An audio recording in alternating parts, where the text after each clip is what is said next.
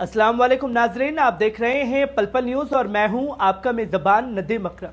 आज जंग के मैदान में एक हकीकत फिर से जिंदा हुई है। वो हकीकत जिसे ईरान कहते हैं, जिस मुल्क ने अपनी हिम्मत, हिकमत और हौसले से इस बार अमेरिका के अहंकार को आसमान में ही राख बना दिया है। जी हां, वही ईरान जिसका शहीद 136 ड्रोन हवा में गरजा और अमेरिका का F-16 फाइटर जेट एक पल में फ्लाइंग कबाड़ बनकर जमीन चूम गया।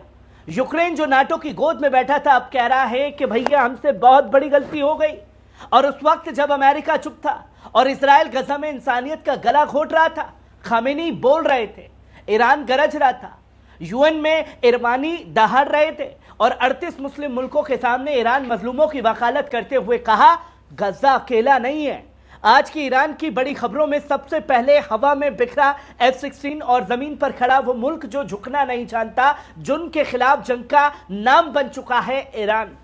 जहां पहली खबर अपनी स्क्रीन पर देखिए फटाफट, जहां F-16 जेट दुश्मन ड्रोन पर कार्रवाई के दौरान क्रैश हुआ और एक के बाद एक कई तस्वीरें जो हैं वो लगातार सामने आई, जहां बताया गया कि F-16 फाइटर जेट जो रूस की तरफ से छोड़े गए शहीद 136 ड्रोन के हवाई हमले को नाकाम करने के मिशन पर था।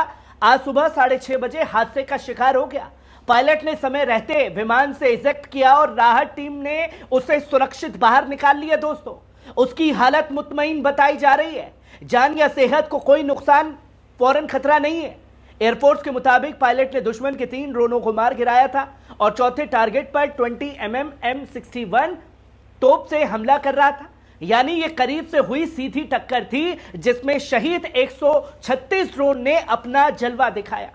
अब दोस्तों, इस पहलू को समझने की कोशिश कीजिए कि एक तरफ ईरान का शहीद 136 ड्रोन जो जंग के मैदान में रूस को दे रखा है यूक्रेन से जंग लड़ने के लिए, और यूक्रेन के पास किसके हथियार हैं? The world power, super power जो अपने आप को कहता है, जो मुस्लिम देशों में चंदा मांग रहा है कि साहब हम आपको हथियार देंगे, आप हमें पैसा दीजिए।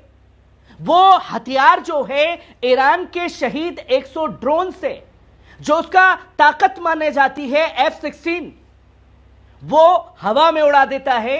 किसका बनाया हुआ? ईरान का शहीद 136 ड्रोन। और कौन चला रहा है उसे? रूस, जो कि सीधे सीधे जंग के मैदान में यूक्रेन से मुकाबला कर रहा है। और ये वही यूक्रेन है ना दोस्तों, जिसपे अमेरिका हो और नाटो के तमाम देश ये कहते थे कि बेटा तू शेर है, तुझे घबराने की जरूरत नहीं है, तो पुतिन को तो मुट्ठी में मसल करके रख देगा, पुतिन की ऐसी की तैसी कर देगा, तू खड़ा हो, हम तेरे पीछे खड़े। पर आज दोस्तों देखिए कि रूस हो, ईरान हो, ये वो मुल्क हैं जिनके ऊपर सबसे ज्यादा पाबंदियां लगाई गई। ईरान को कमजोर करने के लिए हर कदम अमेरिका की तरफ से उठाया गया। दुनिया भर के तमाम देशों ने ईरान के ऊपर तमाम तरीके से नकेल कसने की कोशिश की। और आज ईरान की ताकत, ईरान की टेक्नोलॉजी और ईरान का ड्रोन कैसे रूस यूक्रेन की जंग में धूल चटाने का काम कर रहा है F-16 को। वो सुपर पावर अमेरिका का बनाया हुआ F-16 जिसको लेने के लिए एक होड़ सी मची होती है। और शहीद 136 ड्रोन ने यह दिखा दिया, बता दिया कि हमने जो टेक्नोलॉजी इस्तेमाल की है उस टेक्नोलॉजी को हिम्मत कहते हैं, हौसला कहते हैं और ईमान की ताकत कहते हैं। और वही जंग के मैदान में तुम्हें धूल चटाएगी। बेशक ईरान जंग के मैदान में हो या ना हो, पर उसके भेजे हुए ड्रोन जो हैं हर जगह धूम मचा रहे हैं। वहीं आप दूसरी खबर देख सकते हैं कि कालीबाफ ने इंडोनेशिया की राजधानी जकार्ता की इस्तिक्लाल मस्जिद से हजारों मुसलमानों को मुखातिब करते हुए दुनिया के इस्लामी मुल्कों से अपील की है कि वो गजा मसले पर खामोशी तोड़े और मजलूमों के हक में एकजुट हो जाए।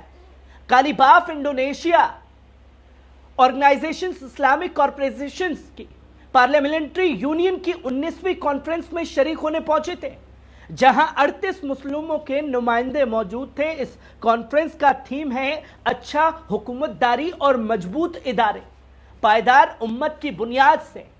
मस्जिद में जमा अज़दारों को संबोधित करते हुए उन्होंने साफ तौर पर कहा कि गजा के लोग रोजाना बमबारी, भूख, दबाव, कमी से जूझ रहे हैं।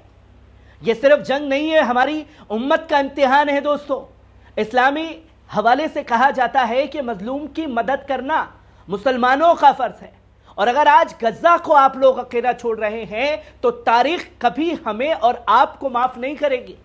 कालिबाफ ने जोर देते हुए साफ तौर पर लफ्जों में कहा, यह जंग नहीं बल्कि इंसानियत की तारीख की सबसे बड़ी नस्लकुशी है और दुनिया को इसे रोकना होगा।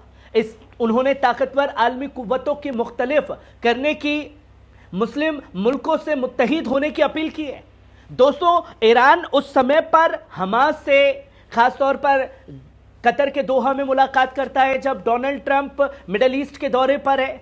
कभी सऊदी, कभी कतर, कभी यूएई से मुलाकात करते हैं और ऐसे समय पर यह बड़ा कदम उठाया जाता है ईरान की तरफ से। वहीं आप देख सकते हैं आयतुल्लाह सैयद अली खामेनी का पैगाम, जहां शहीद राहत कर्मियों की मदद में आयोजित एक राष्ट्रीय कॉन्फ्रेंस के मौके पर जो पैगाम उन्होंने दिया उसे सार्वजनिक किया गया। उन्होंने राहत कर्मी सिर्फ एक पेशा नहीं है बल्कि इंसानियत की जिंदा मिसाल है, जो गोलियों की बारिश से भी दूसरों की मदद करने से पीछे नहीं हटते, दुश्मन के जख्मी कैदियों को भी तिब्बी इमदाद देने से पीछे नहीं हटते। आयतुल्लाह ने इस मौके पर जोर दिया कि ईरानी समाज में इथार, रहम दिली और इंसानी हमदर्दी के जज्बे को सांस्कृतिक जरिए बढ़ावा देना वक्त का अहम जरूरत है। उन्होंने साफ तौर पर कहा, इन शहीदों की कुर्बानी को किताबों, फिल्मों, वीडियो गेम्स और अदब ओ फन के जरिए 2 करोड़ लोगों तक पहुंचाना चाहिए ताकि यह जज्बा सिर्फ एक तहरीक ना रहे बल्कि हर पीढ़ी की तरबियत बन जाए। आयतुल्लाह खामेनी ने इजराइल की वहशियाना हरकतों को राहत कर्मियों की इंसानियत के खिलाफ बिल्कुल उलट बताया। इजराइल नफरत, एम्बुलेंसेस पर हमला करती है, अस्पतालों को बमों से उड़ाती है, मासूम बच्चों और मरीजों का कत्ल करती है। ये सब इंसान नहीं है, वहशी दरिंदे हैं और इन्हें इतिहास में दरिंदा ही कहा जाएगा। दुनिया में इस वक्त जो लोग इंसानी शक्ल में दरिंदगी फैला रहे हैं उनके खिलाफ आवाज उठाना सिर्फ इस्लामी नहीं बल्कि एक आलमी जिम्मेदारी है जिसे हम और आप भाग नहीं सकते।